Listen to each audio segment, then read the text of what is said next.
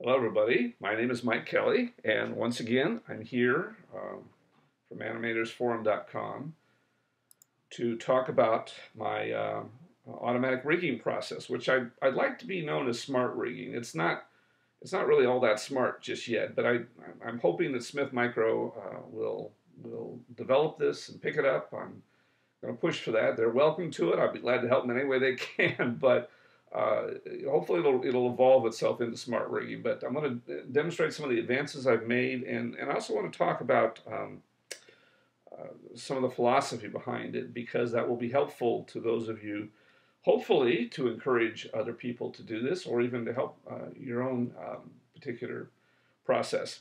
Anyway, let's start off by showing you where we're at right now. I'm going to open up a file here.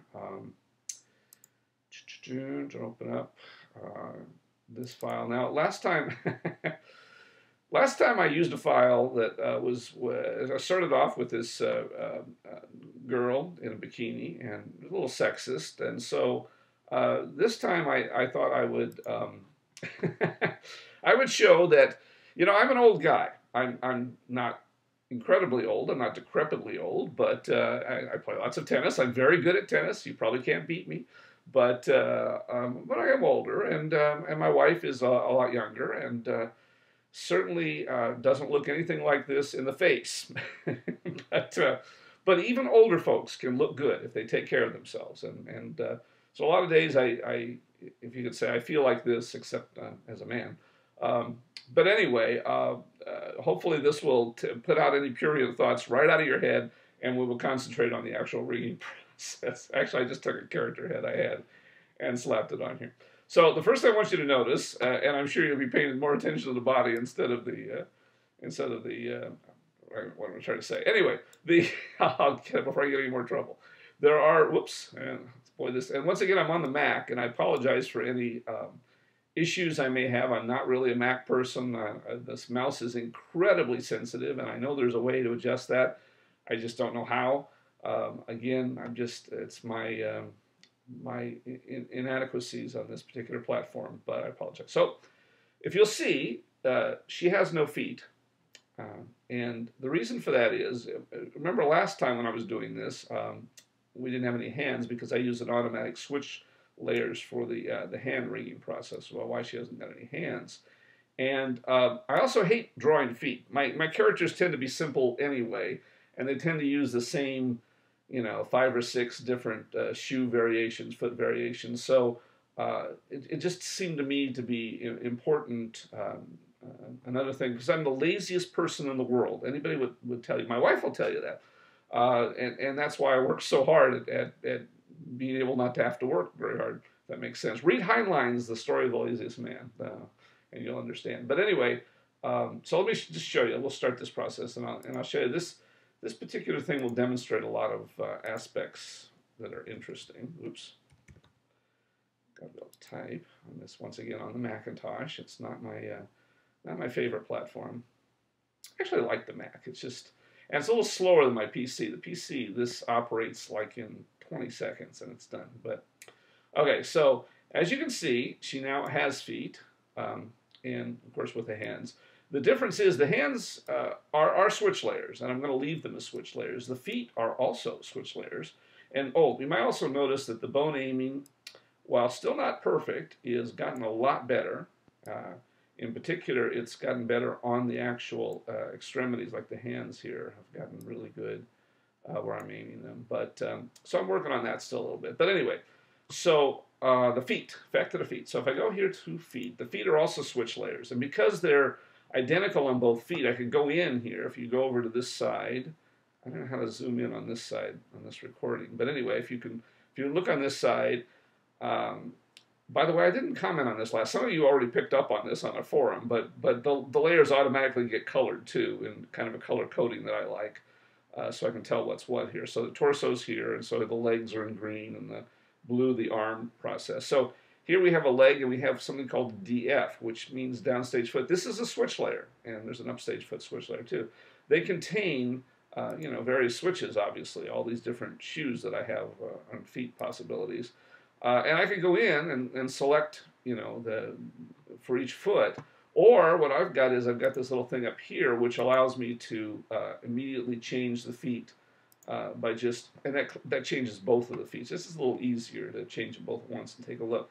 And I can audition things, and as I go through some of the problems, I'm not going to go through all of them here, but one of the interesting things is that I may hit one of your particular fetishes as I go through. I mean, let's face it, who doesn't want to see a lady in bikini and I don't know, various things. Oh, there you go. That should rock somebody's world. Okay, well, in any case, so you get the things about the feet in different areas here. And then once you've decided on the foot that you want, then I have a process called baking feet, which we've all heard of people holding somebody's feet to the fire. This is a similar process. It's what it does is it actually just takes that switch out and makes it into a regular vector layer. And so I only have the one foot now in that process because I don't need all the different feet. My characters really only need 1 foot, one set of foot or whatever, one feet eyes. And so so now that and it automatically assigned the points to the to the foot, so it works correctly in that regard. So so anyway, so that's the process. But there's something very interesting about this process that I want to show you, and we'll demonstrate it in a moment. But I want you to see that the rigging has gotten a lot better. I don't know if some of you can compare the videos from the past, but there were a lot of discontinuancies, and I've actually corrected a lot of those so that even on no clothes, the rigging is really pretty good. I don't even know how to render that out. I don't even know how that renders out, but there's still a few little disconnectings. But once again, this is without any clothes, and there's going to be a lot more issues that'll show up on that. And those are all easily corrected with smart bones, which once again, this thing automatically generates all the smart bone actions for you, and including separating that up. So what I wanted to show you. Okay, so if you'll notice, if I go back here, I have hotkeys for all this stuff on my PC, and I don't on this. So if we go back to the beginning, if we'll zoom in carefully, you'll see that the feet adjusted themselves, so they're correct there. And if we change, well, I can't change feet now, as I want to, and the hands also. And I mentioned this last time that the hands aligned and joined themselves and resized properly. And the same thing is true about the feet. Now I want to open up another character though, and show you something interesting about that process. This character you'll be able to keep your mind on the process a little better. This is one of our regular characters, Jim, from the boy. You see how slow that loads in too. It's very interesting how much slower this Mac is. Okay, so we're going to go here and construct the rig again, and I'll just leave it as test again. And this time, this guy doesn't have arms, bare arms that stretch out. He has sleeves, and he has pants legs. And a couple of things. If you guys remember last time when I generated a character with sleeves, his arms were sized out to the size of the sleeve. So his arms were ridiculously large. Here you'll notice they've been actually sized accordingly to the sleeves, just as if it knew that he has sleeves. And actually it does know that he has sleeves. And I'll show you how it knows that in a second. And the same thing is true on the feet, in that the feet don't come to the very edges, and they're also positioned differently. As you notice, if you can imagine, if I had that other character on screen, the other character's limb ended right here, and the foot was actually positioned right on that. Here, this ends here, but the foot's actually shoved back up into here. And matter of fact, if I take the leg off, you'll see that the foot actually exists all the way up there into there. And maybe you can see that a little better if I change feet to the different shoes. So you can see that the shoes are nice and hidden under there, just as if they would be if the guy was wearing the kind of pants he is, which come down there. By the way, if you really want to get disturbed, you can watch this guy in high heels. I don't know. It's very disturbing to me. But anyway, so if you get the shoes, then once again you can bake his feet if you want, and leave those shoes as they were. So the question becomes, how did the system, how did this smart rigging, or my auto rig as it currently exists, how did it know that this was not to be sized that's so big, and here so big. How did it know essentially that this was a sleeve? The answer is pretty simple. On a limb that hasn't got a sleeve or a pants leg, the rounded off end of the limb, the very end of the limb, will be lower in y-axis than either of the two sides. So these two sides, and if you can imagine a line drawn across here, actually, if I go in, I can show. Well, let me do this. I'll do this. We'll and this is totally unscripted and totally untested. So if this works, then this will demonstrate to you that I know what I'm talking about. If it doesn't work, then you guys can get your money back. Boy, this goes so slow. Okay, so if we go back to the leg here, I'm going to just go to this one leg. Oh shoot, I haven't got any of my editing tools here either. This is really primitive on my Mac. Whoops. I don't know what's going the wrong way. Okay, let's see if I can do this though. Okay, all right, so I'm going to drag this vert down here. Okay, you understand what I'm doing? So this vert is now lower than either of these two verts on the side. I'm going to even these out just so it'll look a little better. And if I could adjust the curvature somehow, once again, I don't have all my good tools. Oops, shoot. Okay, just to round that up, just to make it clearer. Okay, so now we've got one leg that, as you can see, goes in, and so both sides are going to be, this middle point is not going to be lower than these sides, and this point is lower than the sides. Okay, with me so far? So now if I go to Auto Rig and generate the rig, the theory is, in theory, what it should do is assume, yes, you see? Aha, oh, good, I knew what I was talking about. It assumes that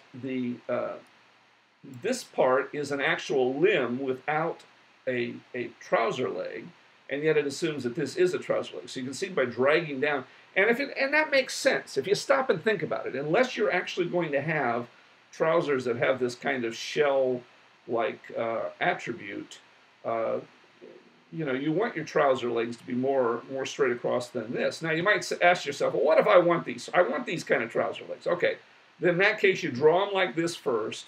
And then after you generate the rig, then you scooch them back up again. So you go to, to here. And once again, I'm doing this. You guys are going to think I don't know what I'm doing at all, but I have my own custom tools on the PC, and I don't even use this. I don't use I just feel so awkward on see, and I don't know how to undo. I don't know where the undo is on this thing. It's so bad. All of my custom editing tools are but anyway, I think you get the idea. Is that I would drag this down, and I would get those verts and move them up. So in other words, I could still get the same process and still get this same leg. I just have to do a little editing after the auto rig was generated. Okay, does that make sense? All right, hopefully that does. All right, so the point of this all is not that you guys would use this feat, because you guys may be looking at this and going, Mike, I kind of like you. You're kind of guy. I don't know. Maybe you're not even saying that. You guys say you're kind of sort of amusing. It's kind of fun. But quite honestly, the feet thing, I don't even use feet like that. It's boring to me. Why would I even bother? Et cetera, et cetera. Okay, fine. That's not the point. The point I'm trying to make with all this is that the rules about having a graphical interface drive the rigging can be defined. And pretty simply, in this particular case, it's a pretty simple rule to define, to say that if this particular point is lower than the points on either side of it, then it's going to be a certain type of rig versus if the point isn't.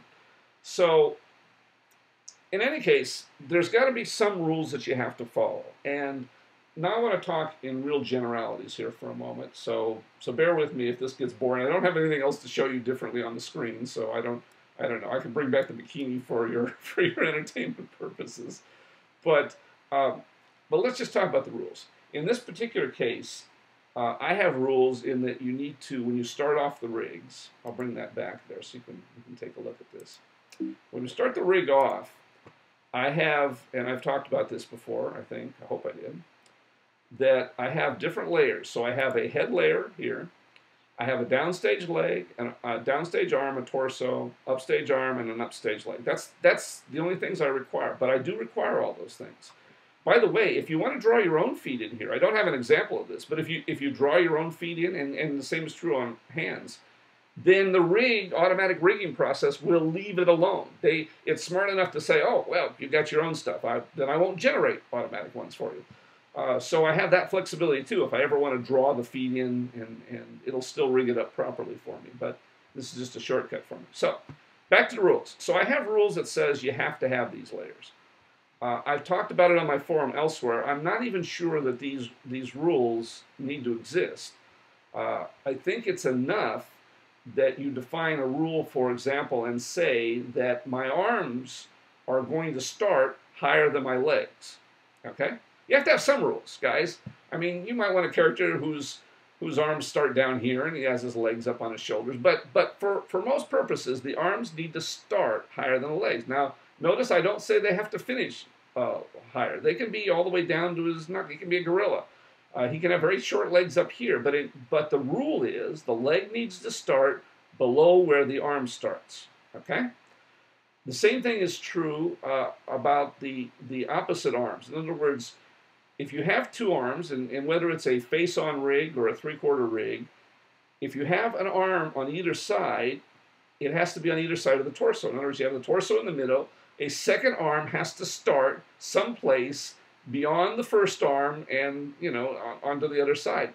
If those simple rules are followed, in other words, that's what I'm trying to say is this arm, the second arm, has to be on the other side. When I say other side, it has to be on the x-axis, other side of the first arm. The same thing is true of the leg. This leg here has to be across the x-axis from this leg.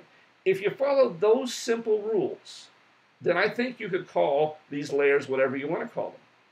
And so if that's the case, if we've said by example or by extension that you can call these layers whatever we want to call them, then what I say in my forum is you can also have the bones named whatever you want to name. What I'm proposing is that we have a template system to where you have a file that has all the layers named the way you want them, has them colored the way you want them, has the bones named the way you want them.